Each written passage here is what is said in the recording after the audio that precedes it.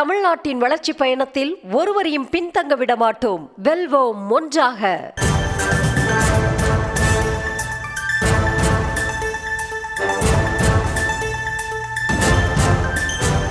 அண்மை செய்தி. சேலத்தில் திருமணமான நபரை காதலித்த மகளை அடித்து கொலை செய்த தந்தையை 4 தனிப்படைகள் அமைத்து போலீசார் தேடி வருகிறார்கள். விவரங்களுடன் இணைகிறார் செய்தியாளர் வினோத். விவரங்களை வழங்கலாம். சேலம் இரும்பாலை சாலையில் உள்ள சித்த மருத்துவக் கல்லூரி மாணவி கடந்த புதன்கிழமை சடலமாக மீட்கப்பட்டார். முதல்கட்ட விசாரணையில் போலீசார் அந்த சடலத்தை கைப்பற்றி சேலம் அரசு மருத்துவமனைக்கு பிரேத பரிசோதனைக்கு அனுப்பி வைத்தனர். பிரேத பரிசோதனை முடிவில் இது தற்கொலை அல்ல, கொலை என தெரிய வந்தது. இந்த நிலையில் போலீசார் நடத்திய விசாரணையில் அந்த மாணவியை அவரது தந்தையை கொலை செய்திருப்பது தெரிய வந்திருக்கிறது. குறிப்பாக அந்த கல்லூரி மாணவி ஏற்கனவே திருமணமான ஒரு நபரை காதலித்து வந்ததாகவும் இதை கண்டித்த அந்த மாணவி தொடர்ந்து அந்த நபருடன் தொடர்பு இருந்ததாக கூறப்படுகிறது.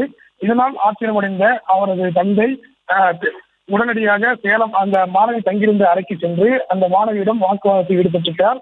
அப்போது அந்த தந்தை வந்து எவ்வளவு கூறியும் அந்த மாணவி அந்த காதலை மறுக்கவில்லை.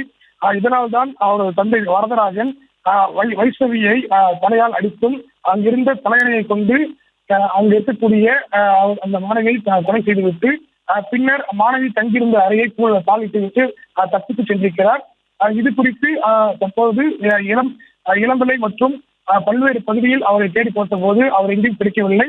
உடனடியாக இரும்பாலை போலீசார் வழக்கு பதிவு செய்து விசாரணை மேற்கொண்டுள்ளார்கள். தற்போது அந்த மாணவியின் தந்தையின் செல்போன் எண்ணை வைத்து தற்போது அந்த போலீசார் விசாரணை மேற்கொண்டிருக்கிறார்கள். கொலை நடந்து 3 நாட்கள் ஆகியும் அந்த அவரது தந்தையை இதுவரை பிடிக்கவில்லை. எனவே சேலம் மாநகர போலீஸ் கமிஷனர் தலைமையில் 4 தனிப்படையானது தற்போது அமைக்கப்பட்டிருக்கிறது. முதல்கட்ட விசாரணையில் அவர் காசிக்கு சென்றிருப்பார் என கோணத்தில் தற்போது சேலம் போலீசார் காசிக்கு சென்று விசாரணை மேற்கொண்டு வருகிறார்கள். விவரங்களுக்கு நன்றி. தமிழ்நாட்டின் வளர்ச்சி பயணத்தில் ஒருவரையும் பின்தங்க விடமாட்டோம். வெல்வோம் ஒன்றாக.